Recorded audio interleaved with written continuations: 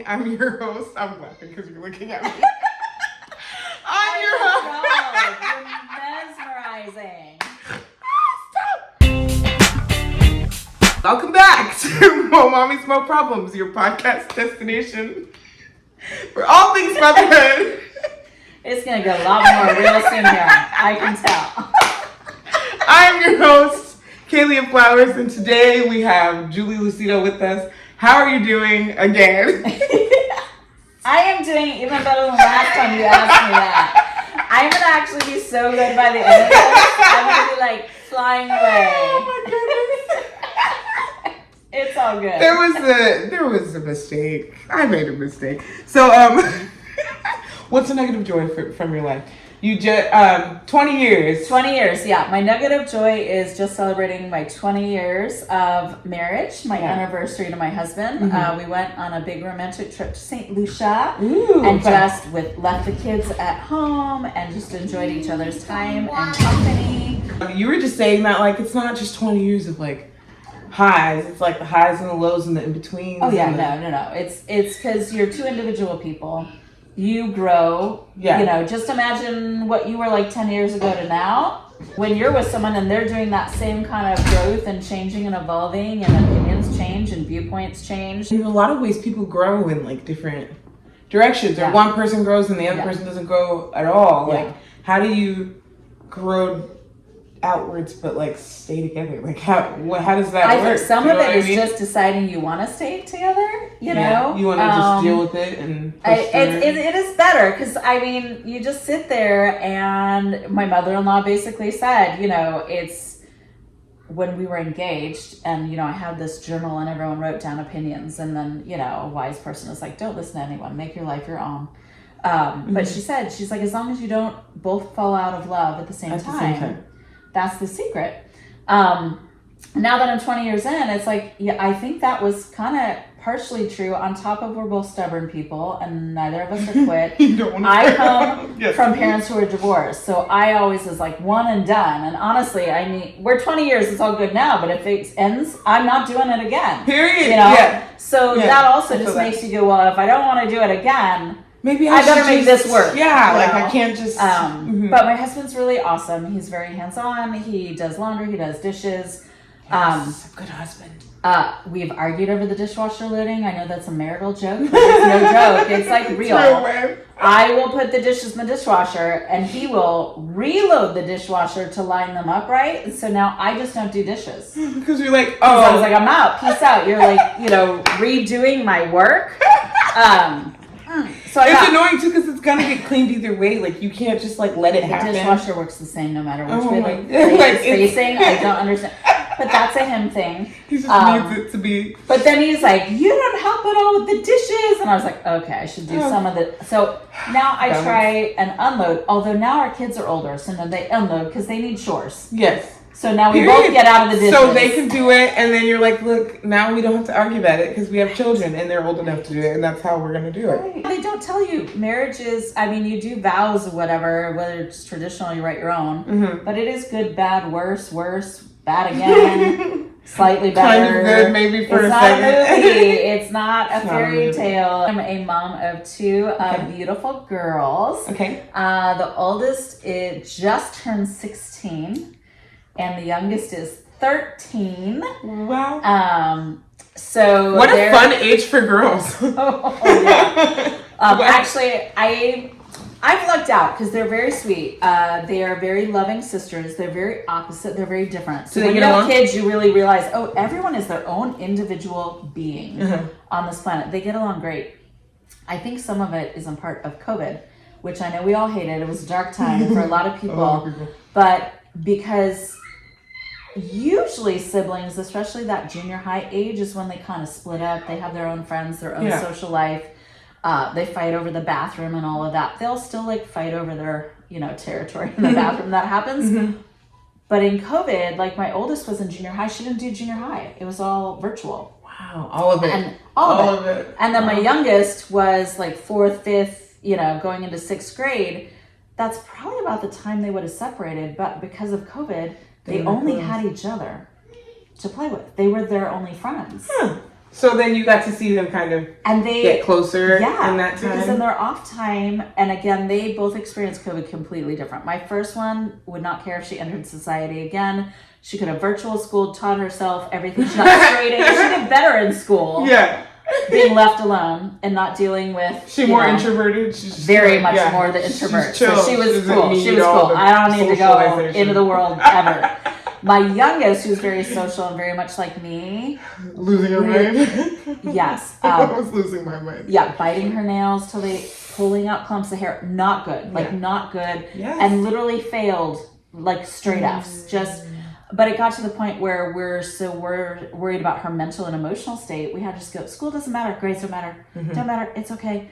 But they would play with each other, and they still, like, they'll hold hands. Like, it's not regular for girls that age, but they're very so cute. and they don't tell me anything anymore because they're cool teenagers, so I'm out, but at least they have like I'm out, but they'll go, I'll come up and they'll shut the bedroom. No, I'm talking, they'll tell each other their secrets. But that's so cute. They have, isn't that cute? Yeah. So I was like, okay, that was a good little. So you're like, well, I guess I'm not part of the club. I'm not. I don't get to know. But I'm glad you guys have a club. So those are my kids. Your special babies. How's it been watching your kids grow up and turn into their own people? I think they've always been their own people. Okay. Like from the get-go. They had their own personality. But growing and the arguing, because it was very important to me to teach them to be strong, independent women and to fend for themselves, negotiate for themselves, know their worth. That has bit me in the butt, so I say butt. I don't know. I'm very strong women. Like even early on in chores, I've done a lot of women's leadership conferences, and I've been head of committees and really kind of empowering women in the workplace. And one thing is women don't know how to negotiate. So I was like, all right, my girls are going to know how to ask for what they are worth. Women traditionally, like, we're taught you do things like dishes and clean the house for the love of the family, right? Young boys are, you got to go earn money, go like mow the neighbor's lawn next door and ask for money. Yeah. So boys just learn how to deal with money, ask for money, do things for money early. And girls not necessarily so. I'm Gen Xer, so I will disclaim. Hopefully all you young people have figured it out better. But I didn't, that's how I was raised. Like, no, you do. I was kind of raised like that too. Yeah, I watched my mom do all the things. We'll make everything. We're on video, baby. Careful.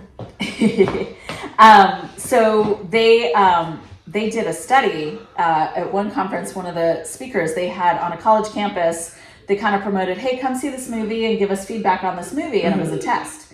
And it's like, you'll get paid, $5 to $15 to watch this movie. Well, so they do all this. So at the end, what do you think the guys on the campus were paid? They were all given $15. Okay, just the $15. All right, okay. yes. So the women on campus, how much do you think that got? They all got the like $5? Yes. And you want to know the only reason why? Because the test, when you walked up to the check-in table, the only thing you had to do to get the $15 is ask, how do I get the $15? Or what is the pay? That was it. So they were all just okay. So the guys just walked up, how do I get the high? Like, what do I need to do to get their the $15? nature, but not nature. They've been raised that way. Wow. Every single woman came, I'm here to see the film. Oh, great. Here's your form. And then they're like, here's your $5. And there's like, your $5. Okay. Not one good. woman in that whole study asked. That was it. That's insane. So I taught my girls to, so we did even like when they were little, I'd have popsicle sticks that I sharpied like different chores and what their value was. Like laundry, unloading the dishwasher. And I have like $1, $2, feed the dog, all of this, and in a jar. So they would do it, and then they could rack up in total. They're thinking, well, now I've created monsters because hustlers. They are total hustlers. No, because I was like, I wanted, for summer, the oldest not to be on her electronics. So I said, hey, come in my office. Like, I'll give you some filing and I'll pay you some money. And she's like, how much will you pay me? What? I'm your mother. But you're also like, oh. Yeah. And I was like, I did teach her to do that. Yeah. And I was like, okay. And I was like, I don't know. We'll see like how long you're going to work. She's like, well, what's minimum wage? I was like, wow, she has all this language. Yeah. I think at the time she was 12. Well, that's good though too, because they'll be able to advocate for themselves and Yeah. like, you know, ask for what they need. And But now they ask for everything. like, show me the money. And they negotiate everything. Yeah. You know, it's everything is, oh, well, and I don't know. And but she did. She came and worked for me. She wrote down her own time card. She wrote down when she took a break. She tallied up exactly what I owed her at the end. I was like, all right. That's really cool. Yeah. That's an interesting approach too, to just trying to, especially with women, raising women and trying to get them to like, you know, like be thinking about those things. Cause like, I don't think about those things. You're saying it and I'm like, I'd probably be the bitch that would like, okay, thank you for my $5 and just leave. Like, dang, other people's out here getting $15. That sucks, you know? So I think that's really cool, man. I think you're raising some It's about little making, girls. money shouldn't be taboo, and everyone should be able to ask for what they're valued in, assuming they're qualified to get it. Yeah. But if you don't talk about it, if you don't have the language or you're uncomfortable, Then you'll end up with you the end up with the short end of the stick. Yeah. Which is fair. They marketed, you get paid 5 to 15. So that was the base agreement. That's crazy. That's an interesting experiment too. Yeah. So I mean, so how has that been, just seeing them be little babies?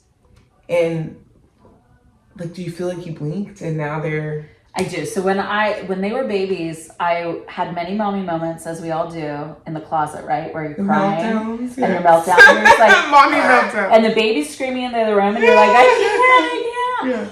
Yeah. And or I'm taking a shower till the water is all the way cold. It's because you don't, go to the bathroom alone. Yeah. There's nothing ever alone. You don't have alone. Yeah, doors locked. So back in the day, when they were little, I was like, every day felt like 1,000 years. Yeah. But now It's like that. Yeah. And we were talking like Facebook memories. Like I was like, oh my God, their little voices are gone.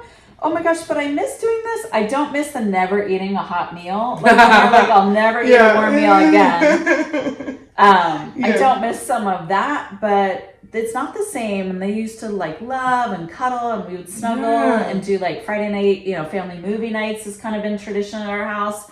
And now I'm lucky if they'll come in the living room and sit on the floor in front of the TV and don't touch me. What is that? Why is there a separation once they get older? Like, do you think it's just, you're saying it's kind of inevitable, right? Like it just happens. It just happens. I feel like it happens to everyone, and even if you really try some to of it like is keep good it from because happening. they're learning their own boundaries. So it is hard. Like I have girls, and I was like, my oldest, I was like, don't touch me, and I was like, I really do want her to know, like, don't touch me. You can say it, and you're like, and period. You can say it, period. Yeah. So it's a weird kind of balance. But I was like, I'm your mom, and I'm heading out of town. I just want to hug goodbye. Yeah. And then it's like you're like, you're my baby. Right. Give me always. kisses. But I think that's part of their growing up. So I'm not a psychologist, so I don't know. But yeah. I do know my aunt said about when they're 8, 9, 10 years old, kids get to the age of reason. And that's when they kind of really understand consequences, time. They can really think through and like even start to anticipate problems in their own way. And that's when they'll really start negotiate because they know now and they're clocking whether you're saying it or you're doing it. And so part of that, I think, starts that separation. But you want them to do that because, you don't want a child to never leave. They need to get out and go be adults. Not every parent is like that, though. No. They need to. Be dependent on them. No. You shouldn't. You are a well-known performer in our theater community. What led you to performing? And did you always know you wanted to be on stage? What got you here? Yes. Because you do a lot, girl. I do. Too much. I'll ask my husband. That's how we barely made it to 20 years. Maybe it's just beautiful. I don't know. I always knew. My mom was pregnant with me doing shows. So I grew up she taught dance, going to her classes. I don't think I've ever known anything else, but it's always just been very much who I am. I started in the dance world, did ballet, did all the Nutcrackers. I was not built like a ballerina. Okay. So even my mom took me to ballet companies to audition. They would, cattle call, line you up. And like, you can dance. No. Yes, no. I couldn't ever, they wouldn't let me dance. And so that was about 6th grade. I was like, well, they're not judging me on my ability. So it's just on my body because I didn't look like a dancer. There was one company I think I could do the bar warm up. So then I was Are like, you dance 10, looks 3? Dance 10, looks 3. yes. Right? But I didn't look like a, tiny ballerina. So then I was like, I want to do theater. And my mom wouldn't let me audition for shows till I was 12. Mm-hmm. So I was a little older. So I couldn't wait. And back then I auditioned we lived in Bakersfield for Annie, and it was really hot. It was like when Annie was first there, which is why it became a bucket list to do again later when I did the show with you. So I auditioned, like 300 girls auditioned down there. It was crazy. It was like the first time when I was on Broadway. And my mom did local theater there too, and I remember like getting the call to be called back, and so I'm on the phone and I'm being very professional. Yes, absolutely, I will be there. I'm trying to act all old. And I made it to like the top 30 or something before I got cut.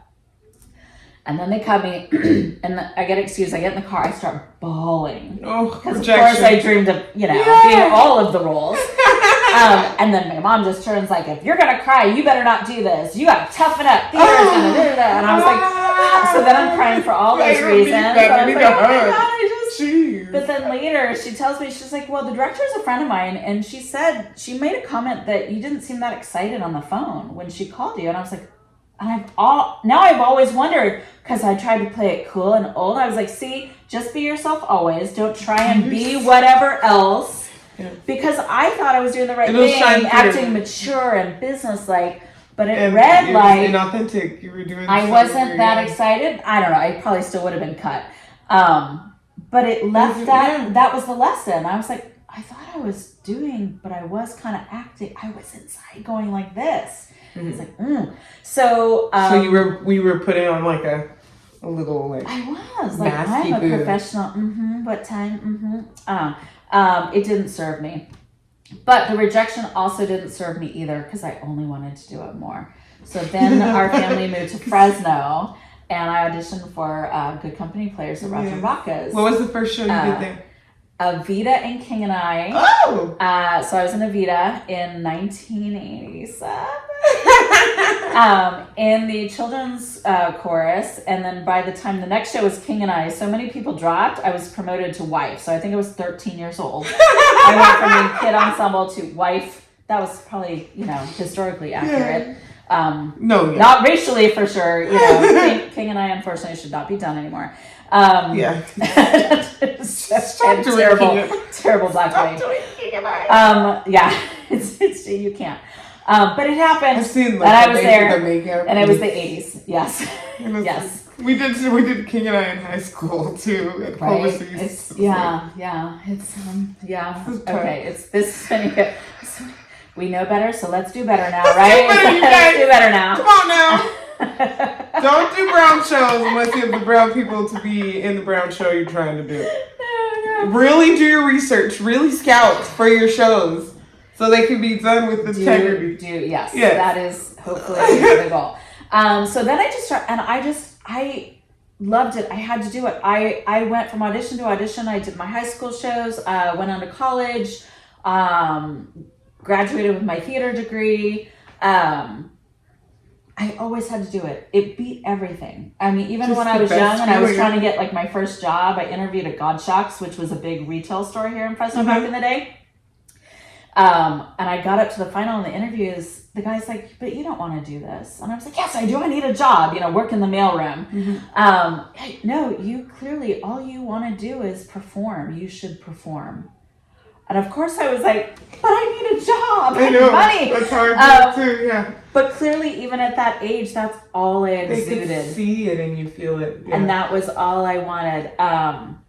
I also early on, when I was, I don't know, maybe 18, 19, I got my first lead role in Grapes of Wrath. I was Rosa Sharon. Oh! And that was the first time, because I had always done theater for me. I loved leaving my life. I did not have people who know me today. That is not how I was raised. I had, my father, alcoholic drug addict.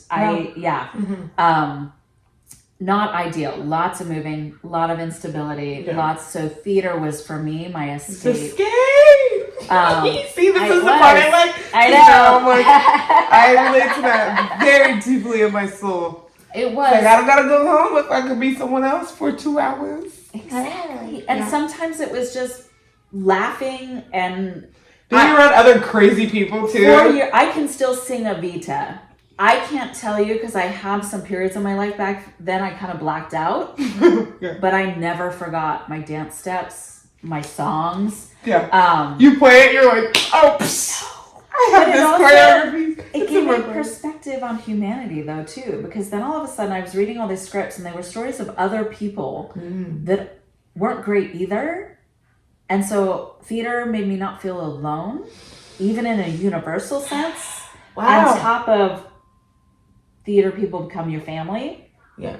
And then people like, gosh, like there's no place like the theater to see other people who are brilliant but so broken. And you're like, oh my gosh, like you're this person who's brilliant and amazing on stage, but you are in pain. Like I've just come across so many like very wounded people who've had like lives that just, and we all show up to the stage and we're all just like going so hard because it's like everybody needs it in their own way for something. You do. It's a beautiful And part of it. I mean, I do think the more life you lead, the richer of an actor that you could be because you can resource. You have, or it's easier to catch even if you've never been in a circumstance.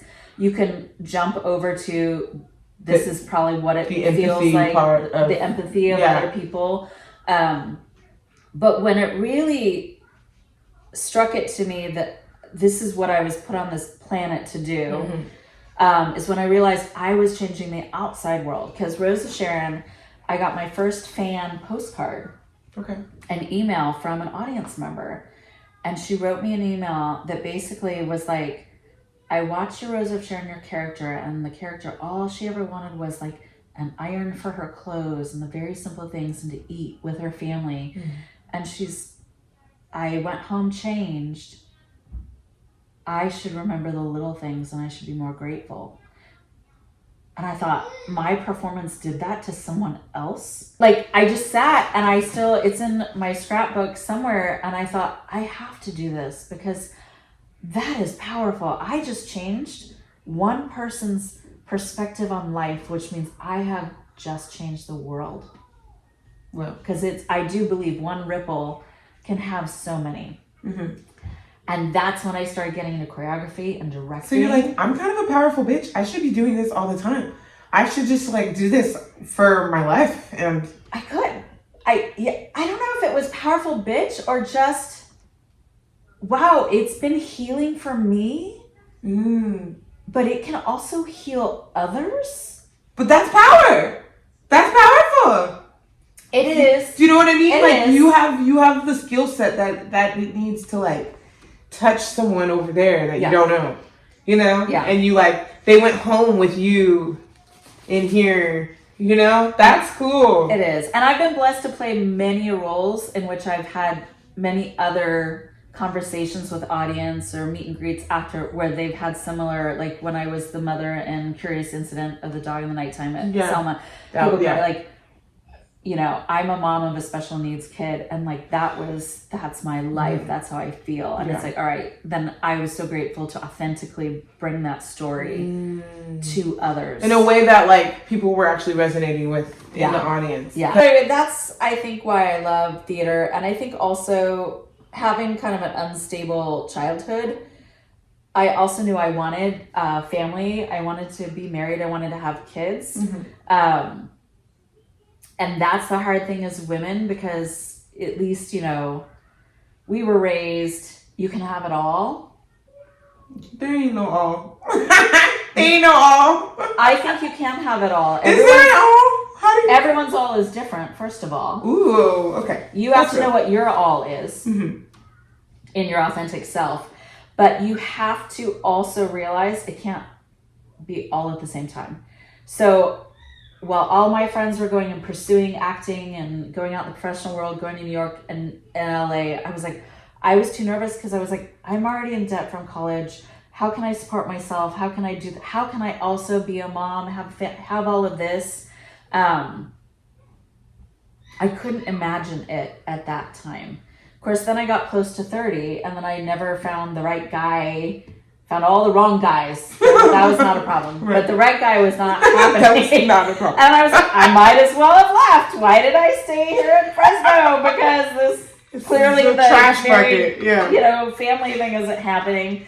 And as soon as I was like interviewing for jobs out of town, like I'm gonna get out of here. Then of course you meet the one. That's how it works. So why is it when you decide like that's it, I'm good, I don't need it, I'm gonna focus on me, and then it's like, it's like Because that's the lesson. You should always like listen to and be patient. It's And never I think when it's you the like- energy you put out. So That that's took you- that's that took you it. there. So now I've run a business, marketing agency, did business, did family, did kids. And now that I'm older, I was like, all right, this is what I'm going to do the rest of my life. I'm going to try and pursue it professionally, being an actor finally. So I think this is like, it's never too late to do the things that bring you joy. I don't know what the journey will be for me. I don't know what's ahead, but I'm just going to have fun doing it and trying. That's Because inspiring. if I don't do it now, it will be never. And I have never wanted to leave this planet with regrets. I was gonna say, you don't want to be that person that's like all the shoulda, coulda, woulda. It's like, man, I should have did this, or I could have did that, and it would have been this if I could have done that. And yeah, I think a lot of people get there in that place, and it's I don't know if it's the shame that comes with trying to pursue like anything for yourself after you have kids, but I do think there's this thing that washes over people, and they feel like they don't have the right anymore to figure out who they are and who they want to be and like follow their dreams. So like people have kids and then they just like sit and then they're like, yeah, well, people that are like super talented and have all these crazy things that they could be doing, and that they just are like, well, That's not their priority at the time. It's hard because But some people want, they're like, I wish I would have did that when I was still young, or I wish I would have did that. They can do it now is what I tell them. Then That's do cool. it now because that's okay. You made that decision. Part of not living a life with regret is not Don't get stuck revisiting back in what coulda, woulda, shoulda. That's real. Yeah. You can't go back. I would not, good, bad, or otherwise, I wouldn't change anything about my life because it took many years into adulthood to like who I am. Yeah. And to then decide, this is actually the life I want to create for myself. And so I can't go back. I can't change even some of the bad stuff because I wouldn't be me if it didn't happen. What always makes me sad is when moms and women are very judgy to each other. And I think we all need to take a breath and go, what I do for me is for me. And what I do is doesn't work for other people. Yeah. I do a lot. I have done nonstop theater while having kids here, directed, choreographed, done shows. I was back Roxy Hart when my oldest was 18 months old. I just finished nursing and I'm back on stage because I can't, and it took many years for me to even be able to communicate to my husband. I can't explain. It is who I am. And by doing that, I will be a better wife and mother. In the grind, it's hard. My thing. It's because I can't, and again, I've got bills, so you got to work the day job. You have to do all of this. But it's like if I gave that up, part of me would be dead inside. That's true. Really? I think people who give up any of their passions or any of what they were, whatever they were into, if that is still in them, they can bring it out at any time. And it's okay if they put it away for 5 years, 10 years, 20 years. That's so beautiful for you to say. Don't have guilt about that. And wake up one day going, hey, now I want to do that. Because again, we started talking like people grow and evolve. We don't stay. We're never the same person. It's stagnant, yeah. I am so grateful as a working mom for the stay-at-home moms because they run those schools because I cannot do that. You cannot, no. Yeah, I'm not built for that. I don't have the patience for that. No. I can't go in those circles. And I'm so grateful they're there. Because it's like, all right, I need to donate some reams of paper for the classroom. Got it. I'm on it. I'll order it. I'll drop it off. Do not put me in the gift shop or the snack bar. I can't. I'm not running the carnival. Even when I want nothing to do with the carnival. No, please don't make me do that. My soul will die. But that's your Olympics? And I love that for you. It takes all of us to make the planet. It's a village. Yeah. But there's a place for all moms of all types. Yeah. But some of those moms I met them, they're at school and they don't feel they can do more.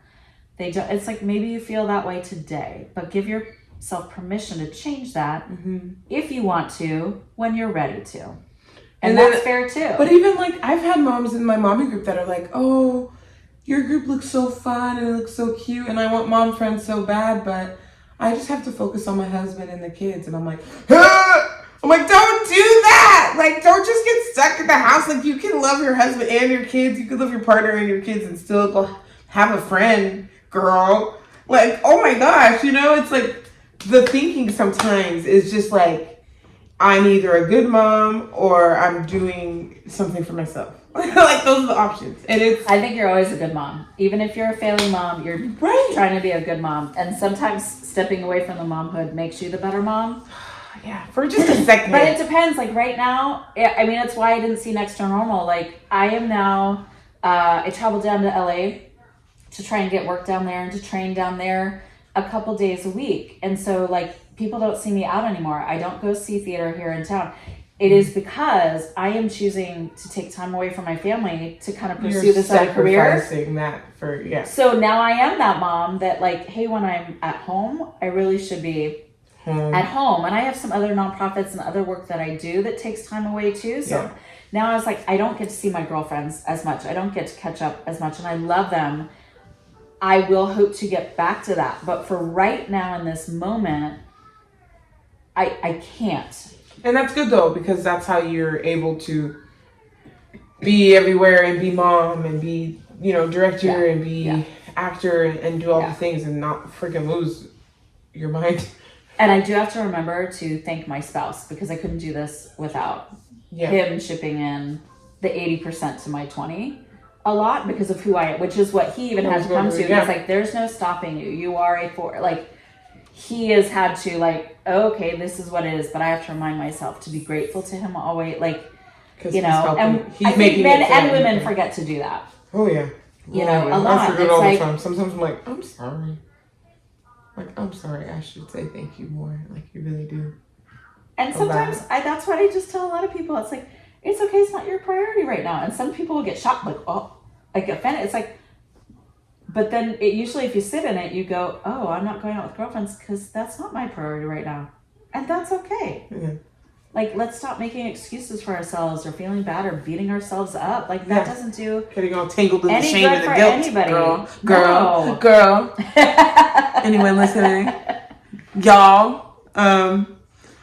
So, we kind of went a little bit on a journey, but that's beautiful that's what kind of led you to wanting to act and getting yourself on stage, and you seem like you're thriving and you're doing stuff for yourself, and I think that's really good, and I think that's really inspiring. So if you're someone who's like, oh man, I used to sing, I wish I could sing, you can. And if you don't want to sing right now, you can still sing later. It's not over. There's chances. Whatever it is, go play golf, go sew. Go for it. Whatever your passion is, you can always go back to it in some way. It's just too short to get like lost in the identity of being a mom and a wife only, or just a mom only. And there's so much more to you. You were like a person before you had kids, man. So like, you have permission to access those parts of yourself. Or do it with your kids. Like for several years, I volunteered at the elementary school and I ran their drama program for them. So you that's the other moms are looking at me going, how can you wrangle? I have like 100 kids in the elementary school musicals. And they were like, how can you do this? I was like, this is so easy. Don't put me in the snack bar. Like, see, everyone's good at different things. This is my wheelhouse. That is not my wheelhouse. Do not put me over there. Have your kids expressed wanting to be on stage? They both did the elementary school drama program with me when I did it. They did the shows with me. Yeah, they loved it. I stuck them both in dance because I grew up in dance. My oldest hated it. Cried, hated dance. And I kept going, maybe... And she's got a beautiful voice too. She's got a great voice. But then kind of once she hit like 6th grade junior high, she didn't want to do any of it anymore. She's got too shy. I was like, all right, I gotta, it's not. But you can't push it. Yeah, you're like, I'm not gonna like force you. And she has a beautiful voice. When she sings in her room, we're just like, she has that voice you want to just listen to. Little songbird voice. She's not.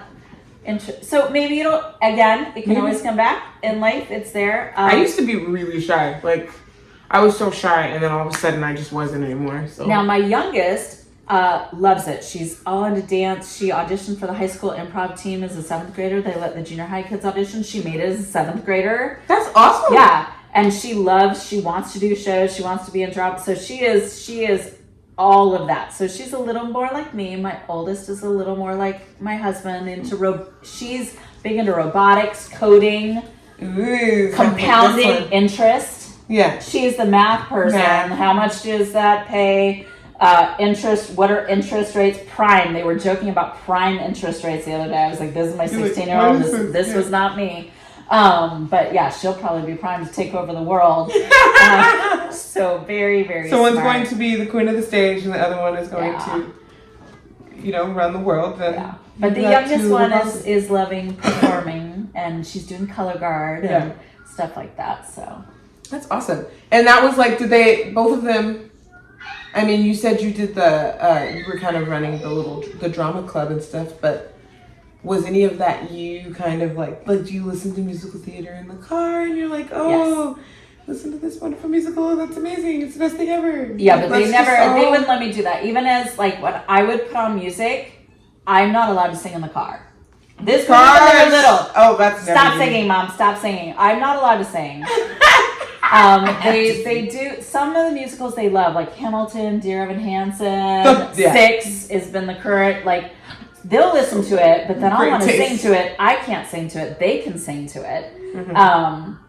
It's kind of weird, but they're into all kinds of music, anime music now. And my youngest has discovered like rock from the 80s. I was like, where did you even find this? Okay, so, we already talked about how you've done a lot of stuff on the stage. I feel like you have to really be able to access your emotions and tap into deeper places when you're doing things, and when you're performing in front of people, you know what I mean? Mm-hmm. And how, if at all, has motherhood changed your approach on stage? Did tapping into an emotional place feel easier to do after having kids? What's that like for you? I'm not sure if that had an effect. I've always had the ability to kind of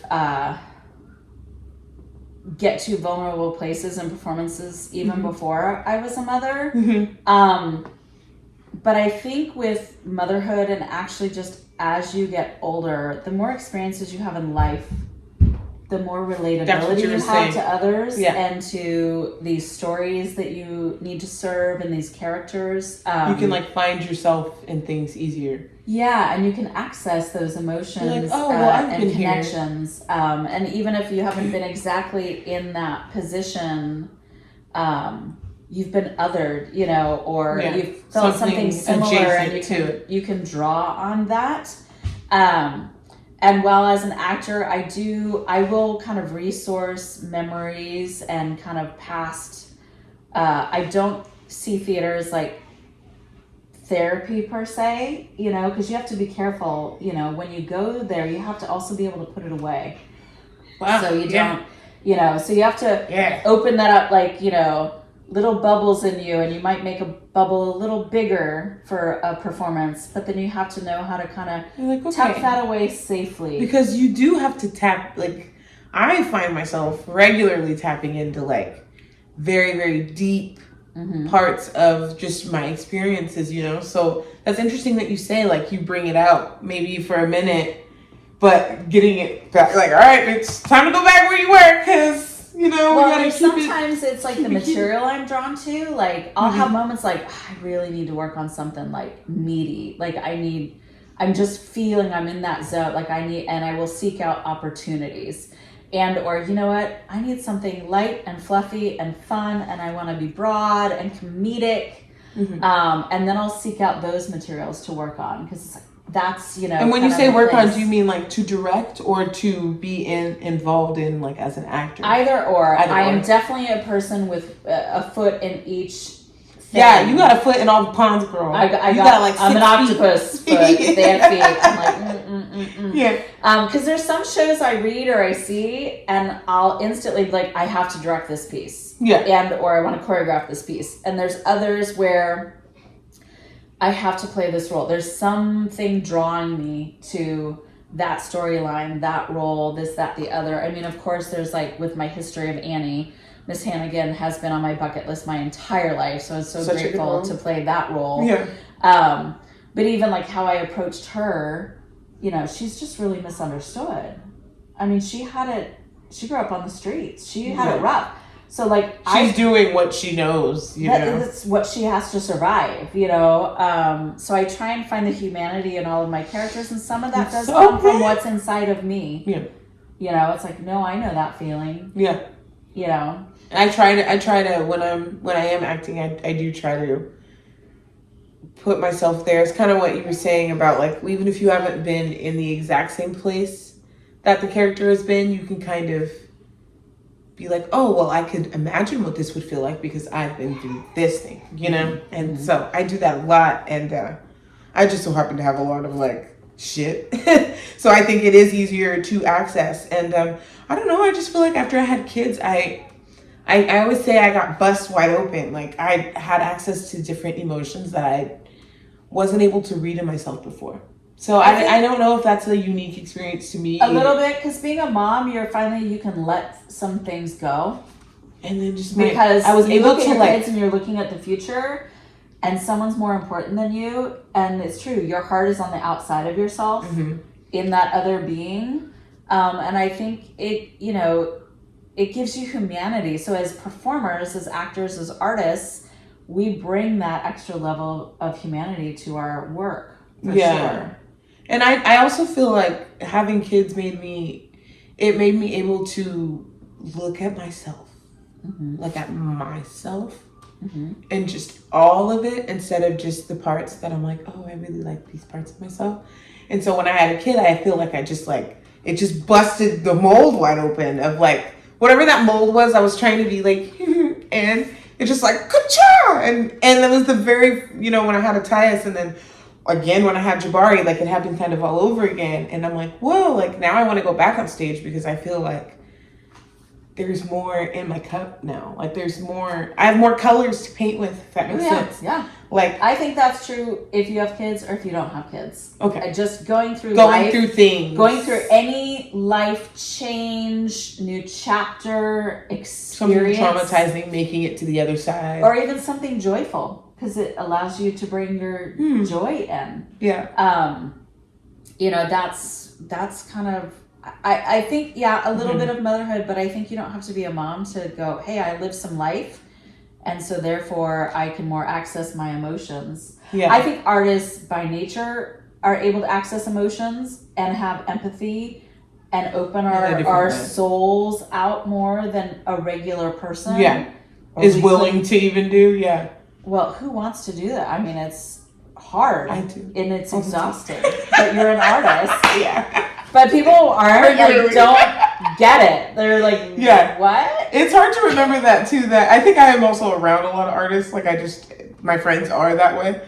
So I forget that other people aren't. You need to hang out with more of the normies. And then I'm like, and then you're like, wow, not everyone's crazy so like you don't we feel are. this all the time? Yeah. Okay. It's so real. Have you played a mom at all? In anything? Yeah, Curious Incident. Okay, Curious Incident. Mom, getting, let's see. Shadowlands, I was a mom. Miss Hannigan is a mom. There's all definitions of moms. So there's moms of children, there's moms of fur babies, there's moms of business. They run a business. They run their people. That's, they're being maternal and taking care of staff or a company. Yeah. But as far as like mother of children, like any of the roles that you've played a mom has, having your own kids, has that like helped you in those ways? Oh, like, definitely, for sure. Like, were you singing Little Girls, thinking about like your own like cringy little girls and how there's like driving me nuts? That was definitely like stepping on stuff all over the place. Yeah, I mean when you're like, bloomers, you just see the dirty diapers you've had to deal with. So it's very real. The imaging work is easy to access. If you could go back in time and give 10-year-old Julie a piece of advice, what would it be? All right, 10-year-old Julie. Yeah, so go back in your get in the DeLorean, take yourself Back to the Future. That would have been what, like fourth, fifth grade? Fourth, fifth grade. Yeah, that was kind of started the crazy times of my preteen and teen, and kind of, you know, family blowing up, combustion, and, you know, family out of money. For some reason, when I ask people, like, oh, where were you when you were 10? A lot of people have, like, oh. It's always, like, some point in their life. So I just think that's interesting. What is it about that age? I think it's because it's the age of it's the right time where your body starts you are to aware change. of everything, and so you remember everything. You're online like all the way. And so it's very. That's an age where things are concrete. Like, I don't know. Do you really remember 5 or 6? Not really. Yeah, but that 9 or 10, like everything around you. Yeah. When I grew up, all I wanted to be was happy. And so I want to tell her, you will be. And you feel like you are? Mm-hmm. That's so special. Yeah. Yeah. So, I mean, do you feel like you arrive at happiness, or do you feel like you just stop for a second and look around and realize, oh, wait. Like, I think you make your own happy. And you get to decide what it is, what that looks like. Yeah. And then be it. Yeah. Because if I try and be your happy, I won't be happy. That's your happy. You get to have your happy. That's so real. Yeah. But you do have to get to the point in the age where you're like, what makes me happy? Like, even we talked about marriage. In the dark days of marriage, when you're making heavy decisions and having the D word and all that, when I sat with myself, I'm like, but I like being married. Married is happy to me. That alone can make you work for it. Wow. Or not, because everyone's path is different. Yeah. Motherhood makes me happy, even on the days I want to tear my hair out. And it's hard, and you have to go, I'm happy, this is happy, I'm really happy, I chose this, I wanted kids. I'm so grateful, so grateful, I'm so grateful. So sometimes you have to make it by saying it 20 times to make it true.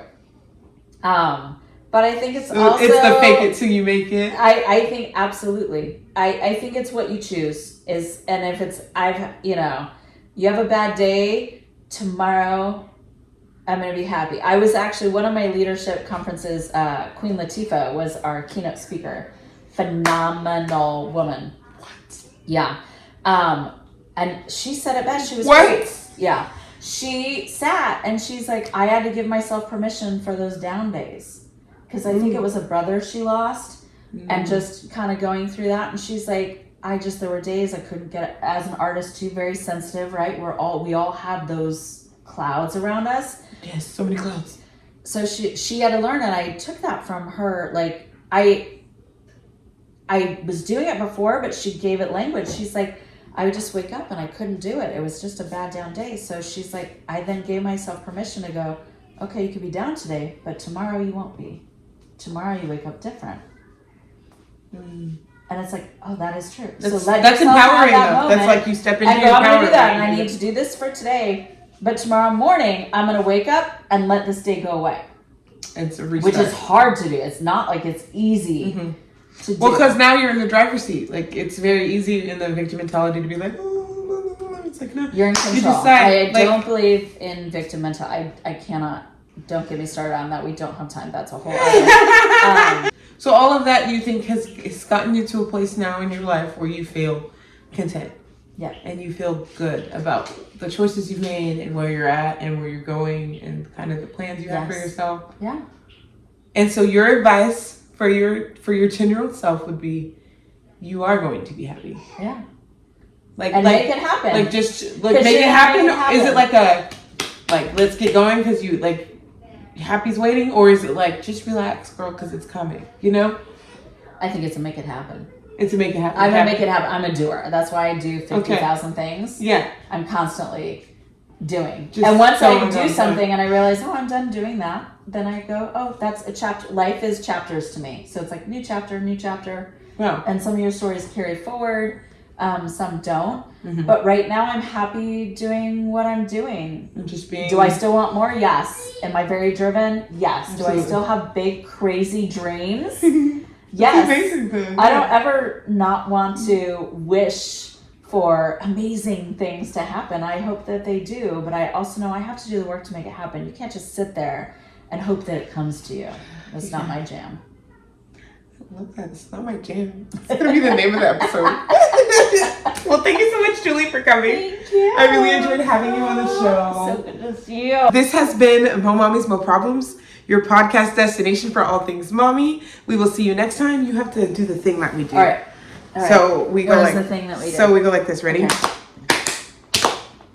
Thank you for listening to our podcast. Hey, Mo Mommies, Mo Problems.